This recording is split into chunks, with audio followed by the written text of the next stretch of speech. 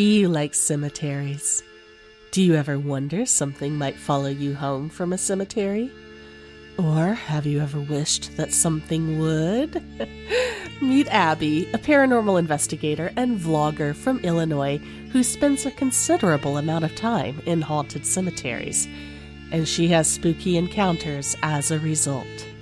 Hear her stories today on Homespun Haints.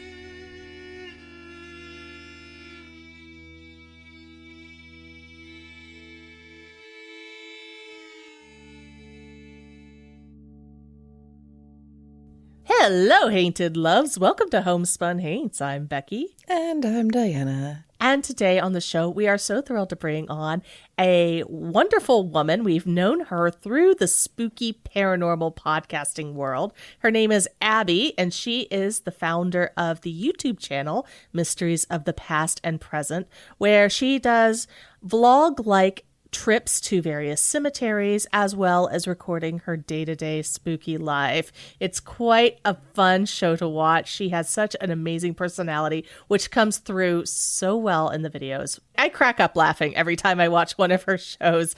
She does an amazing job with it. And of course, it's very spooky, and she explores all sorts of mysteries of the past and the present. So we're going to bring her on here in a few minutes. But Diana, before we bring on Abby, I understand you have a few things that you wanted to share with me. So when we were talking to Abby, it was her cat's birthday. And that was very important because her cat, Smokey, is her ghost detector, which you'll see here in just a few minutes once we get to her interview. But it got me thinking, like, it would be nice to be able to bring your cat ghost hunting. I think that would be much more useful than a REM pod or a spirit box or EMF reader. Don't you think if you could bring your cats ghost hunting with you, they would absolutely point out the ghosts? After they clawed out your eyes. See, that's the problem. You don't have an adventure cat. No, I don't. I have a friend with an adventure cat. Oh, tell me more. Her name's Nikki. She and I used to have an office together. She's also a graphic designer, and she has a cat named Tino, and Tino's an all-black cat, and she takes Tino on adventures. In fact, I remember I would come to the office sometimes, and there'd be little paw prints on my desk. She got Tino a little harness, and she got him a stroller, and she's training him to be an adventure cat. Her handle on TikTok is Nikki_and_Tarantino. Nikki spelled with one K, Niki, and Tarantino spelled like the director. It's just all these videos of her and her cat, and it's really cool. I bet Tino would go ghost hunting. He's an all-black cat, too. Hainted Loves, if you're not familiar, there are cats out there that are adventure cats. And most people who don't have cats think of cats as like hostile weirdos that stink and make a mess and don't actually want to interact with humans. And some cats are very much like that. Yeah. And then you've got cats like Ella, who's Becky's little bird-brained lover who has no idea who you are except her best friend the moment she sees you. And then you get these neighborhood cats that are really confident about stalking around the neighborhood. But even those cats have their territory. And apparently male cats have like this is complete false fake news, but I think that male cats out in the neighborhood will have about a 1 mile square radius, and then female cats will have about like a 2 or 3 block square radius that they consider their home and their territory. And they don't really go very far on adventures. That's not an adventure cat either, because you try and put one of those cats on a harness and put it in your car and take it to Sonoma, it's not going to happen. An adventure cat is a specific kind of cat that's a pet, that's a close pet, not a feral pet, that you train to walk on a leash like a dog, or even walk without a leash, which is a really risky prospect because it's hard to train a cat not to run into traffic. Basically, a cat that goes everywhere a dog would go. My mom used to have an adventure cat who was a Lynx Point Siamese, I think, named Tuk Tuk.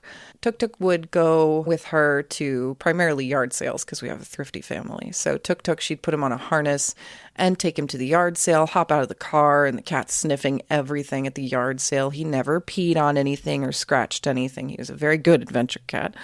He would just sniff around and let people pet him. And everybody oohed and awed. Oh, the cat. Look at the cat. He's walking like a dog. He was chill. And then the moment it was time to leave and she started heading towards the car, as soon as he realized she was heading towards the car, he'd do the cat boneless flop. The whole cat on a leash. I don't know what my legs are. Yeah, like a toddler. Exactly. Just like complete flop. She'd have to pick him up and carry him back to the car because he hated leaving. He was a genuine adventure cat. She wasn't torturing him. He loved this activity. It wasn't frightening for him at all. He just didn't want to go home like your kids. Eventually you have to force them to go home. So I'm wondering what makes a good adventure cat and what would specifically make a good adventure cat for ghost hunting? Because as you know, Becky, I don't go ghost hunting because I think it sounds like something that I'd be really bad at. Because it sounds really long and cold and dark, so I really don't think I'd enjoy it. But if I had an adventure cat that liked ghost hunting, I think all that could change. I think I could be a ghost hunter if I could bring my cat with me. So a lot of advantages to having a cat with you. Cats can get into smaller places. And then they don't get out. Right, that too. They are like roaches. They can squish their bodies down and like get into any crack. Oh, that's true. So many YouTube videos out there of cats getting under door jams. Cats have extra bones in their spine, and they're not completely of this world either. Cats can see a lot better in the dark than we can.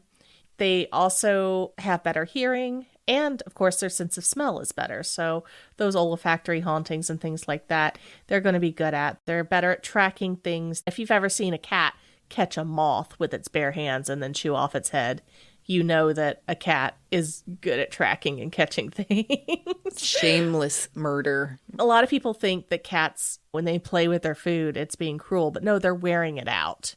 They're wearing it out, so it's going to be easier. So if you have something that's going to wear down a ghost until the ghost is finally like, all right, I give up. Here's the location of the treasure. That can be useful too. Nice. But however, some reasons that I think an adventure cat would not be good at ghost hunting. They're very farsighted. They have trouble seeing things close up. If you've ever noticed that you'll put food right in front of a cat and it just ignores it, like it can't see it, it's because it can't. Cats are very farsighted, and so they'd be very good at helping you detect things that are far away.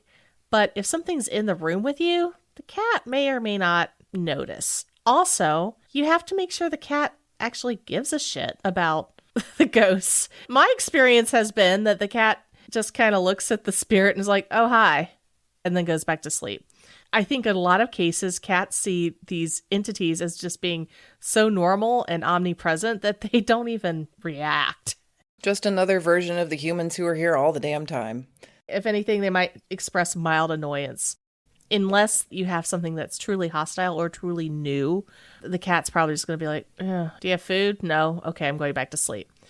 My experience has been that a cat that's very good at detecting ghosts. It seems to be a ghost that is only there occasionally. So maybe that's why the cat is actually interested, because it's a novelty. Cats get bored very easily too, just like Diana and I. You give them a new shiny toy, they're interested in it for what, maybe a week tops? A week?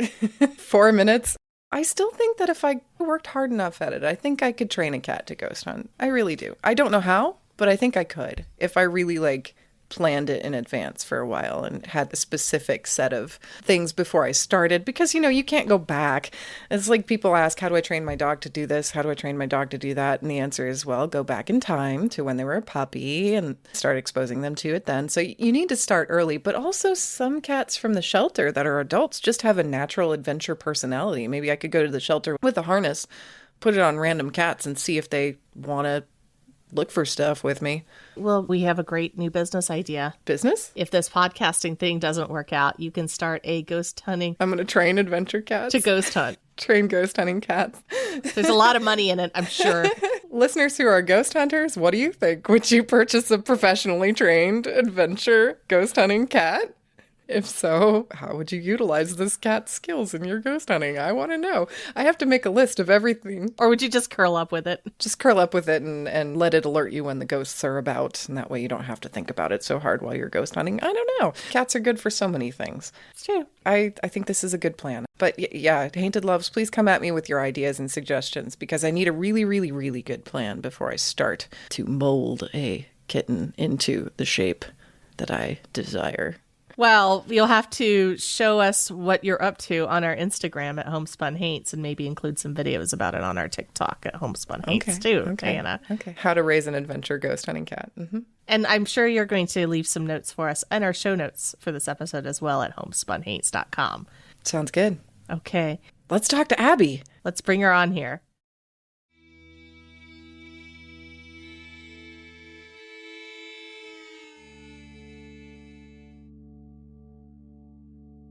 today on the show, we are so thrilled to have Abby of Mysteries of the Past and Present. We appeared on her show back in October, kicking off spooky season, and she has graciously agreed to come on and let us interview her because, as you can imagine, she's got so many spooky stories.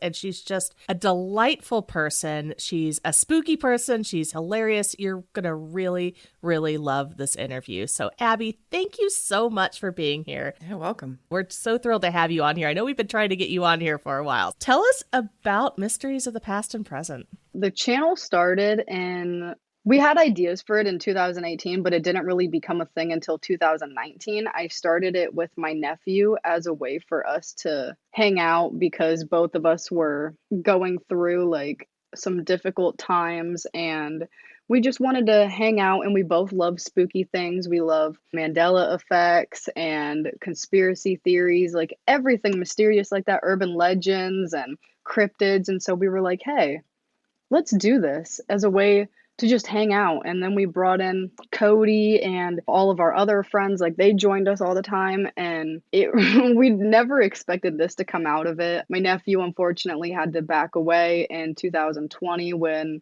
a bunch of family stuff happened. So then it became me and Tyler, and now I'm just solo. And I never in a million years would have guessed or thought that it would turn into what it is now. Like, I've made so many amazing friends and collaborations. I've been able to travel. Like, I never thought I would have the opportunity to travel like I do now. And it has just been a roller coaster over the last 3 years. Yeah, your channel has just exploded. And in case we didn't mention this before, it is a YouTube channel.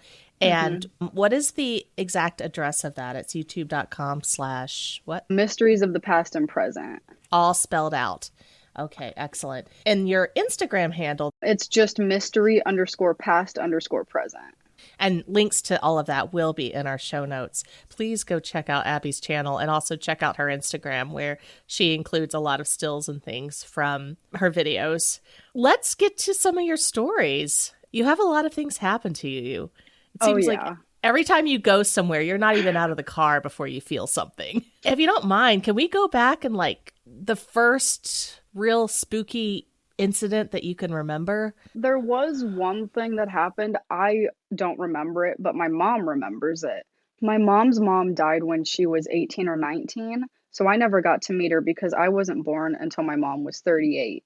So I never got to meet her. My mom wanted me to meet her, but none of my mom's kids ever got the opportunity. This house that I'm in right now, we moved in when I was 1, and we've lived here ever since. My room is right here, and then my dad's room is right next to my room. So there's a wall separating us. And I had my crib in here right where I'm sitting, and our doors are on the same wall. We had only lived here for a couple weeks. My mom heard me crying one night. It was probably 1 or 2 in the morning. She sits up and she's going to come and like feed me or change me, do whatever she needed to do. And she sits up and looks out into the hallway, and she swears on her life that she saw a figure, a white figure that looked identical to her mother, walk through my door and into my room. My door was shut, and I stopped crying. And my mom, instead of getting up and coming to look, she said, okay then, and went back to bed. That's how having a baby is, right? Like, oh, thank goodness the ghost got it this time. You know, having been a tired new mom myself, I would probably have done the same thing. I get that completely. She was like, my mom took care of it. At least it was somebody she recognized. Was that the only time that your grandmother came in to look on you? I've never seen her, but my mom feels her presence all the time. My mom believes that she is my guardian angel just looking out over me. A psychic person, I don't remember who it was, but it was a couple years ago. They described this person that looks over me and described it identical to my grandma. And I was like, she is probably looking at me, seeing all of these dumb things I'm doing, and she's like, can you please stop for 20 minutes? Just give me a break. I'm sure she's very proud of you. I would hope so, because there have been a lot of things that she probably would have just shaken her head about. Like, why are you doing this? Do not do this. I'm sure all of our guardian angels are up there rolling their eyes. Like, ugh, really? So let's fast forward a little bit. Was that the only time an actual apparition has visited you that people were able to see, or have you seen things that you want to tell us about? I was in high school. I think I was 14 or 15 when my uncle on my mom's side died, her brother. And we got his rocking chair. It sits out in the living room. It's a creepy looking thing. It's one of those like rocking chairs that has like a separate piece out in front of it, like a leg rest. And then you can just like sit there and rock. Well, it's in the corner. And I walked out of my room one day and it was rocking. I was home alone and I was like, I'm just going to go back to my room. I'm not dealing with this right now. It's not happening. I've always gotten weird vibes by the rocking chair, and we actually have a cat, Smokey. It's his birthday today. Aw. He's 6 years old. Happy birthday, Smokey. But when the rocking chair came in, he was off put by it at first, and then he started laying in it. And he would lay in it for 8 hours at a time. And it was almost as if somebody was sitting in it petting him. The way he would be purring and just relaxing, it was almost like somebody was there in the chair petting him, and he would lay there and he would sleep the entire day. And now we take it as a sign that he's here. We'll know that his presence is here when Smokey gets in the chair. He doesn't get in it often, but when he does, he will lay there an entire day, an entire night, and just be so content. And it's the exact opposite of how he acts. So it's almost like my uncle is coming to spend time with him. And then there was another time. I have a lot of clothes. So I have all of my hoodies in a closet outside of my room. It's like a hall closet, but I took it over for clothes. And I was sitting there. It was in the summer a couple years ago. I was folding them. I was sitting on the floor putting them away. And I thought my mom was out in the kitchen. So I was talking to her and I saw a shadow out of the corner of my eye of a man, super like misty, like it was blackish, grayish, and it just kind of walked over to the chair and disappeared. And I thought it was my mom like looking out the window, and I thought she was spaced out because I wasn't really paying attention. And I'm like, hey, are you going to answer my question? And I look over and nobody's there. I get up and I go to the kitchen, and my mom's out in the backyard and nobody else was home. And I was like, okay. And I went out and I told my mom, and my mom was like, oh, so I see that he's back now. Like me and my mom, we are super into the paranormal. Like we believe, and my dad is like traumatized. He's like, I don't like that. Don't talk about it to me. Like I don't want to hear about it. It's gonna give me nightmares. But me and my mom, we are so accepting of it. Like we'll have experiences. Oh man, this was recent. It was a couple months ago. She ended up having to come wake me up because it freaked her out so bad. It was 7 or 8 in the morning, and I usually come out of my room around 9. But my dad was at work, and then she was here, and she always sits in the kitchen and gets on the computer and like reads the news and stuff like that. And in the kitchen, where she sits, if you look straight, there's a hallway that goes to a laundry room, and then past the laundry room is a bathroom. And there's a mirror right at that wall that points back at her. And she glanced up and she saw her brother looking back at her. And it freaked her out. From outside of the room, like she was far enough away that he could have maybe potentially been looking at her from inside the room, the way the mirror was reflecting, you mean? Oh, wow. And I just got chills. and she like looked around. She went back to the bathroom looking around, like she was so confused, and she came and woke me up and she said, "You are not going to believe me." And I said, "Yes, I am." She woke you up. That's fantastic. Seems like a lot of stories we have. People are like, yeah, I saw a ghost last night. What'd you do then? I went back to sleep. No, come wake me up. Usually it's the kid waking the parent up. I saw a ghost. I love that it was your mom waking you up. My mom was raised to be spiritual, be a believer and stuff like that. So I feel like it was passed down. And then when my sister died in 2020, on the day that she died, like the year after, My mom wanted to see how my paranormal equipment worked because I was buying all this new stuff, and I had a spirit box connected to like a speaker with guitar pedals to like enhance the voices and like slow it down Cool. and stuff like that. And so we're sitting in the living room at, I think she was pronounced dead at 10:27 a.m. So we were sitting there, the room's completely dark, and I start talking to her because we feel her presence all the time in this house. Like she is definitely here with us, watching over us, hanging out, scaring us when we need a good laugh. My mom said, "I love you, Marcy." And then clear as day, a voice comes back and goes, "I love you, Mommy." Oh. Oh, Through whoa. this is through the spirit box? Mm-hmm. And my Oh. mom, she was ecstatic that it worked, like that she could hear, and it sounded just like her. And so the fact that my mom could hear her daughter's voice after not hearing it for over a year, like it just made her feel so warm, and it was a great moment to have. But then my dad comes home and we tell him, and he's like, "I don't want to hear about that. That's creepy." Jeez. I think he would be thrilled. It Oh. freaks him out, like anything to do with ghosts. I watched Ghost Adventures with him one night when I was 14, and he came and woke me up at 2 a.m. because he said he was having nightmares and he couldn't sleep. So both your parents wake you up for ghosts? Yeah. That's okay. Wait a minute. Is that the way it's supposed to work? Are they getting you back because you woke them up about ghosts a lot when you were a kid? No, Or have they always been the instigators? they have always been the instigators. They're like, "You like ghosts. What does this mean? Why is this here? Make it go away." Oh, no. So I'm really curious about this ghost box that you have hooked up to the guitar pedals. That sounds Yeah. so metal. Oh my God. Do you still So have you're basically a ghost DJ, is what's going on. So it's an SB7, and then it is Velcroed to the side of a speaker. It's like a brown speaker in a box, and then it's got two guitar pedals. One's like reverb, one makes it echo and changes the sound, and then the other one is to slow it down. So like when the voices come through, it's louder, it echoes, and like the syllables are strung out more. So it makes it easier for a person like me who's practically deaf to hear the voices.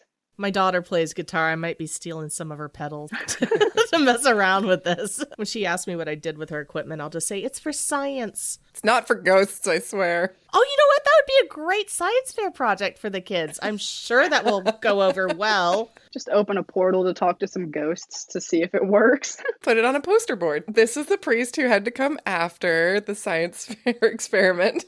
You gotta have a conclusion. Speaking of portals, you do a lot with Ouija boards. You love Ouija boards. Oh, yeah. Diana and I do too. All three of us have the identical vintage Ouija board. Nice. Okay. Yes. This is the one that I found in a cemetery. That's right. Okay, tell us that story, because that is so Ooh. cool. It was in 2021 in September, I think. We went to Bloods Point Cemetery with Raphael. Maybe it's spiritual. They're another podcast in Illinois. We got there, and I walk into the cemetery, and Raphael was like, "Hey, I'm going to go look in these woods because there's woods right next to the cemetery." And I'm just looking around the cemetery, you know, feeling the energy, finding good places that I want to take pictures. And he comes walking back and he's holding up this Ouija board. And he was like, "Guys, I just found this in the woods." And I was like, "You did not."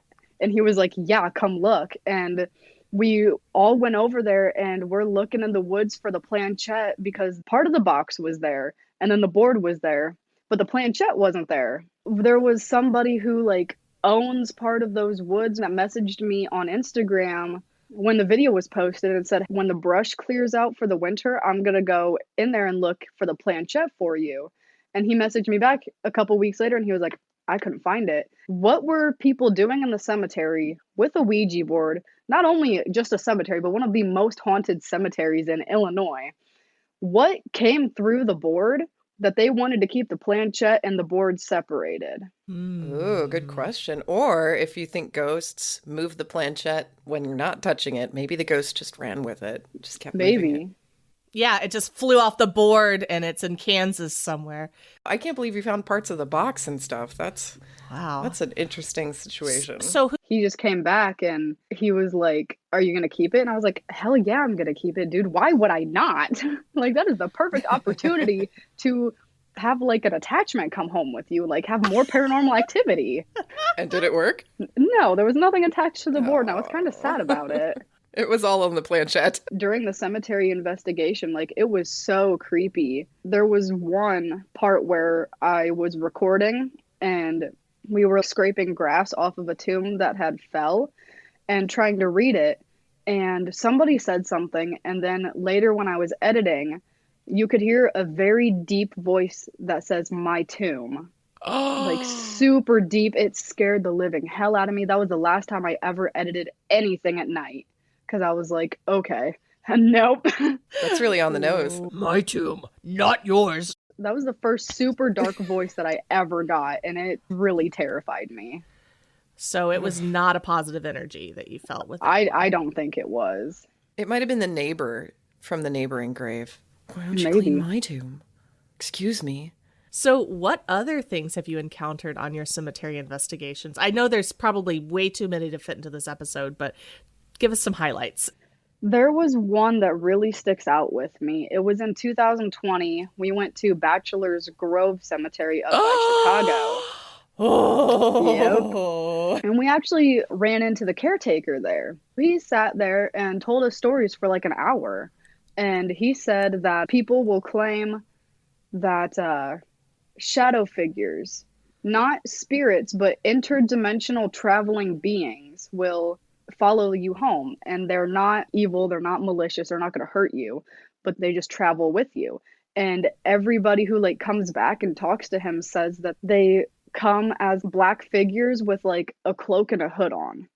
And I was like, oh, that's pretty cool. I wonder what would happen if one followed me home.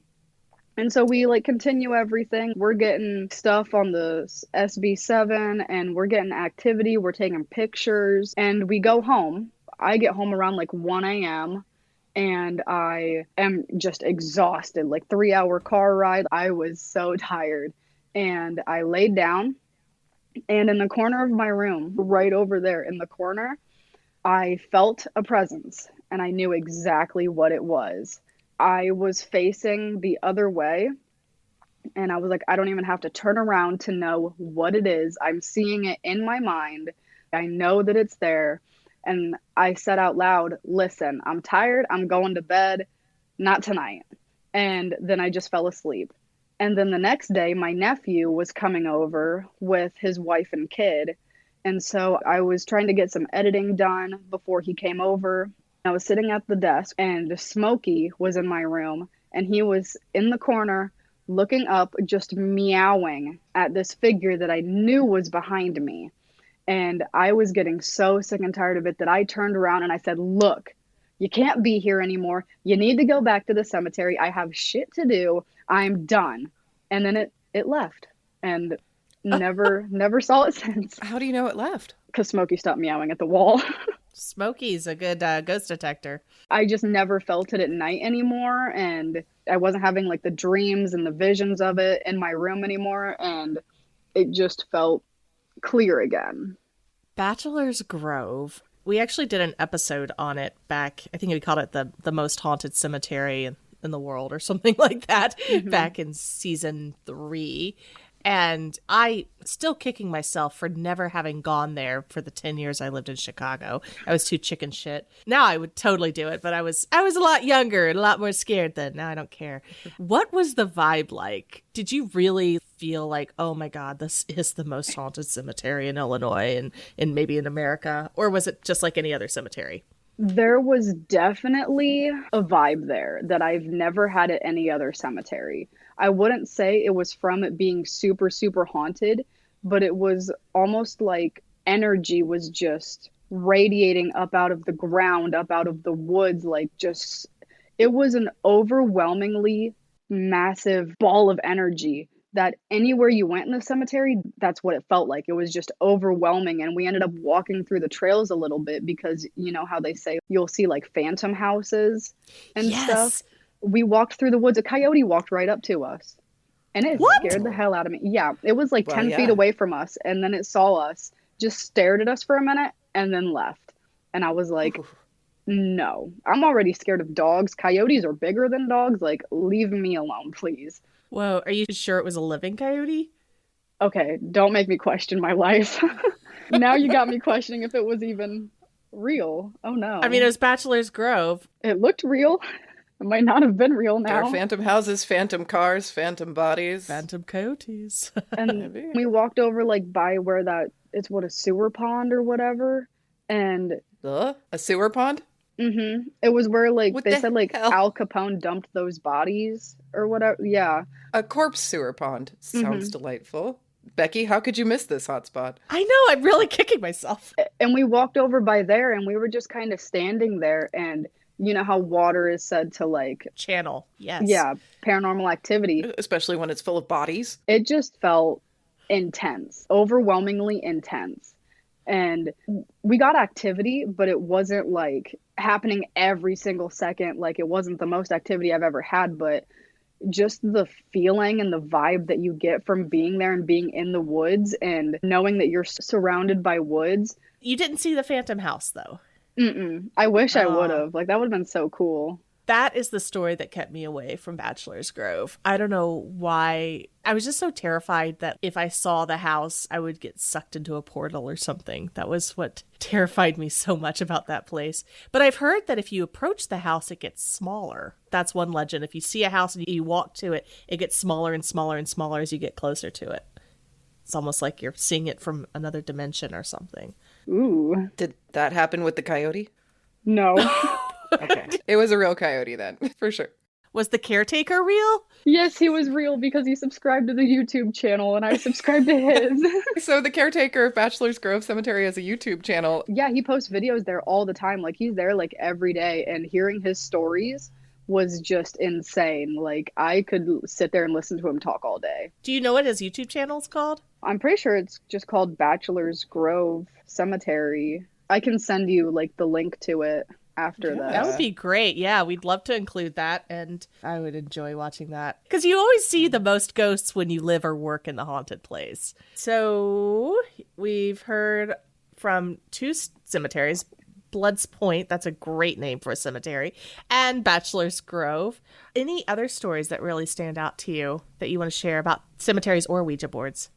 There was one cemetery that we went to last year.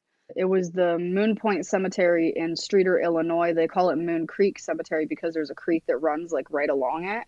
And this is one of those stories where it's like, as soon as I got out of the car, I get out of the car and I walk into the cemetery. I have my backpack on, like I'm like a little school kid ready for this.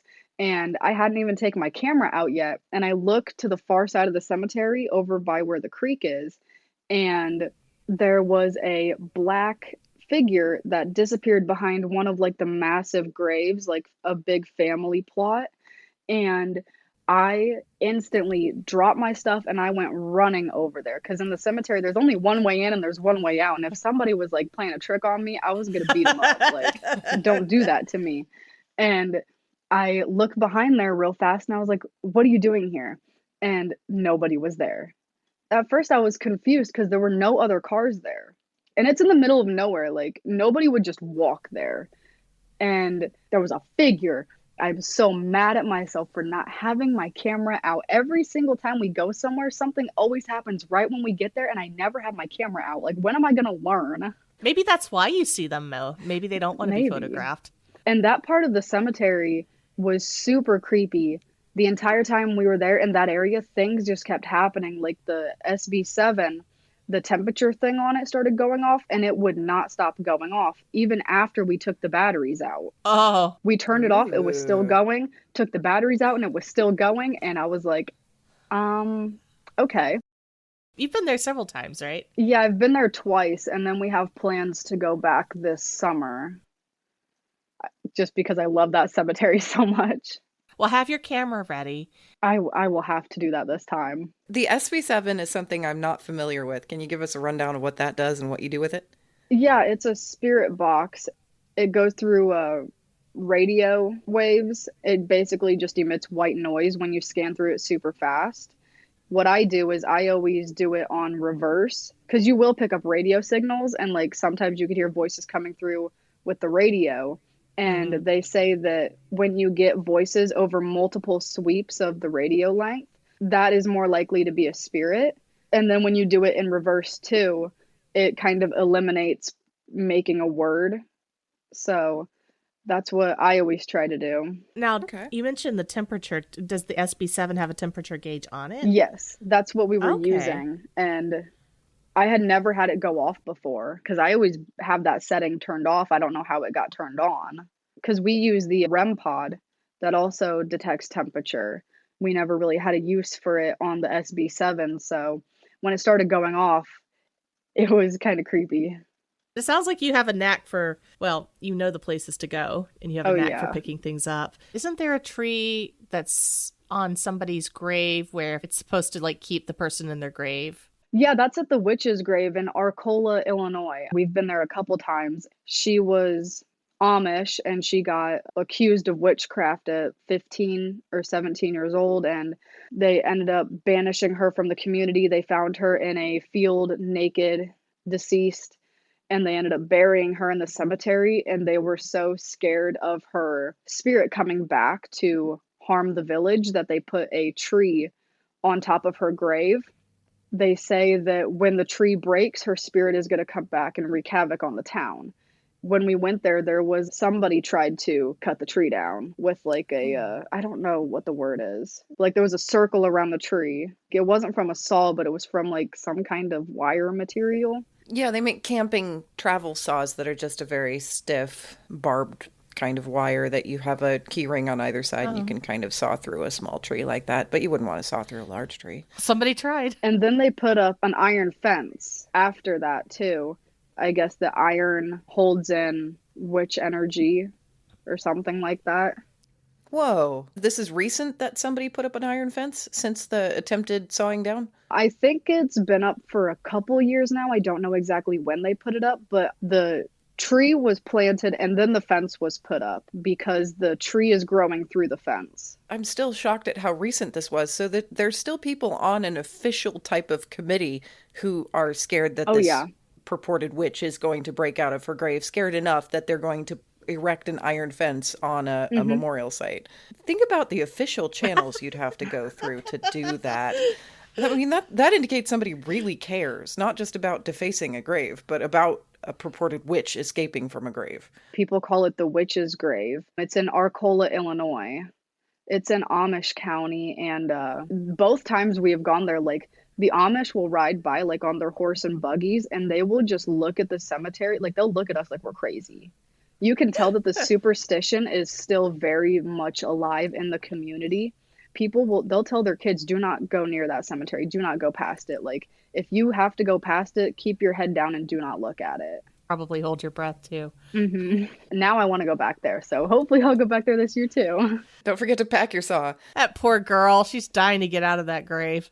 Oh, yeah. Right? Those are so many stories. This was awesome. Abby, oh my gosh, you have so much knowledge of all of these great areas near where you live in Illinois and the Midwest, and you have such a great sense of humor about everything too. I want to tell a shadow person to get off my land after I invited them on. That takes real chutzpah. I love it. And I'm also very jealous you've been to Bachelor's Grove. Even if you did see a coyote, I will get back there one day. We can go together. That would be great. That would be so much fun. I would love that.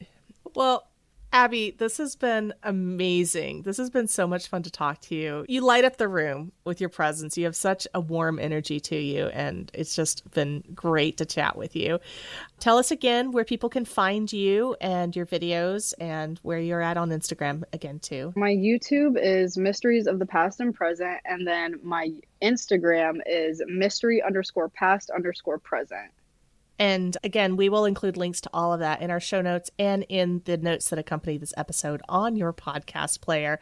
And while you're following Abby, please go ahead and follow Homespun Haints as well at Homespun Haints on Instagram and on TikTok. And we do share stories a lot between our channel and Mysteries of the Past and Present. So if you check our stories, chances are you'll be able to see something from Abby there as well and be able to link back to her there. And then, of course, you can find our show notes at homespunhaints.com. And if you like what we're doing with the show, please consider supporting our Patreon at patreon.com/homespunhaints.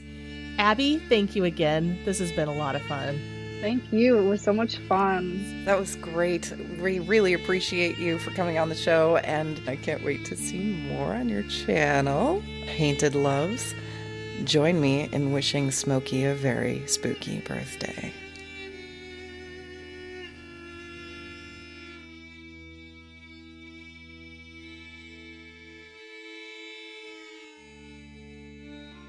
Homespun Haints is hosted by Becky Kielimnik and Diana Doty, and produced by Homespun Haints Media LLC.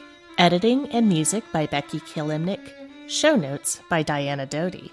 If you have a ghost story and you'd like to be considered as a guest for this podcast, please visit our website at homespunhaints.com/submit.